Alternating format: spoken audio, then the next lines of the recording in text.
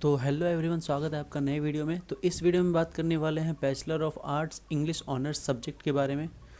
तो basically English honours के course में आपको BEGC नाम का बहुत सारा सब्जेक्ट मिलता है। BEGC 101, 102 ऐसे करके बहुत सारे सब्जेक्ट हैं।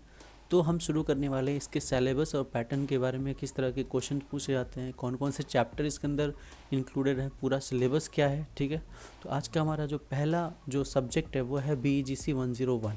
ठीक है, तो इस कोर्स का नाम है इंडियन क्लासिकल लिटरेचर, यानी कि आपको इंडियन क्लासिक लिटरेचर जो है, काफ़ी पुराने पुराने जो लिटरेचर लिखे गए हैं इंडिया के अंदर, उसके बारे में आपको पढ़ना होगा। ठीक है, तो आप मोस्टली देखेंगे कि जो इंग्लिश ऑनर्स का जो सब्जेक्ट है उसमें कई सारे ऐसे कोर्सेज है जिसमें 4 से 5 ब्लॉक ही एग्जिस्ट करते हैं, लेकिन वो जो ब्लॉक है काफ़ी इंटेंस है, काफ़ी बड़ा है। ठीक है, तो आपको इसको थॉरोली अच्छे से पढ़ना पड़ेगा, इसके पूरे डिटेल्स को याद करना होगा ताकि आप अच्छे आंसर्स लिख पाएँ। ठीक है, तो हम बात करेंगे इसमें टोटल कौन कौन से ब्लॉक आपको देखने मिलते हैं। तो इसमें टोटल 4 ब्लॉक्स हैं।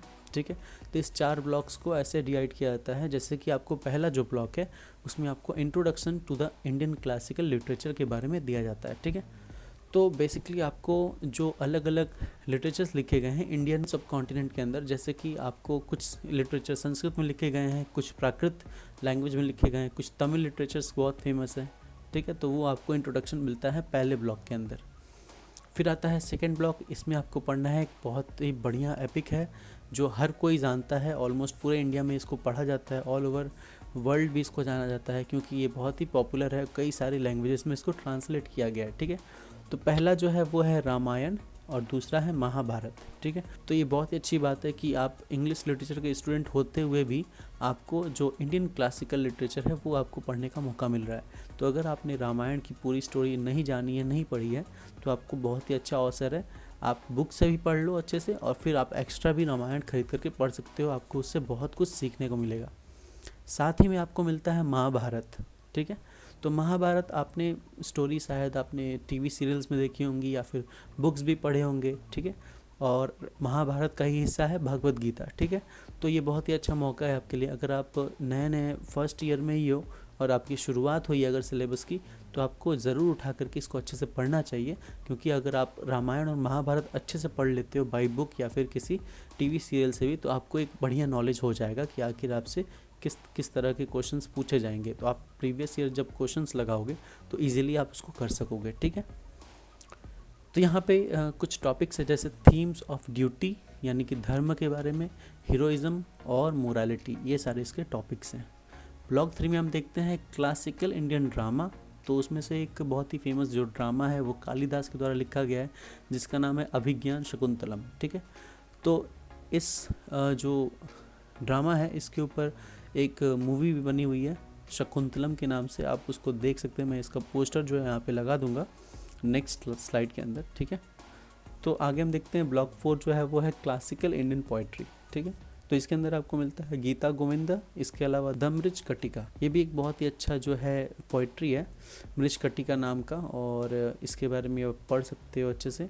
तो इसमें कुछ थीम्स मिलते हैं जो कि है themes of love, devotion, societal structures, और एक कॉन्सेप्ट आता है रसा थ्योरी नाम का, इसको भी आपको अच्छे से पढ़ना होगा, इससे डायरेक्ट क्वेश्चन पूछे जाते हैं। ठीक है, आइए हम ब्लॉक वाइज देख लेते हैं। तो पहला जो ब्लॉक है आपको जैसे पता है इंडियन क्लासिकल लिटरेचर के बारे में पढ़ना है। इसके अंदर अलग अलग जो लिटरेचर्स हैं वो पढ़ने हैं, जैसे संस्कृत लिटरेचर्स हैं, प्राकृत लैंग्वेज में जो लिटरेचर्स है उसको पढ़ने हैं, फिर तमिल लिटरेचर्स हैं, ये सारी चीज़ें हैं इसके अंदर, और यहाँ पर मैंने कुछ पिक्चर्स लगा दिए हुए हैं। नेक्स्ट ब्लॉक हम देखते हैं ब्लॉक 2 यानी एपिक्स को पढ़ना है, जैसे कि रामायण और महाभारत, ये दोनों जो एपिक्स हैं काफ़ी फेमस है, बहुत ही पॉपुलर हैं, वर्ल्ड वाइड जाना जाता है इसको, तो आप इसको भी पढ़ेंगे।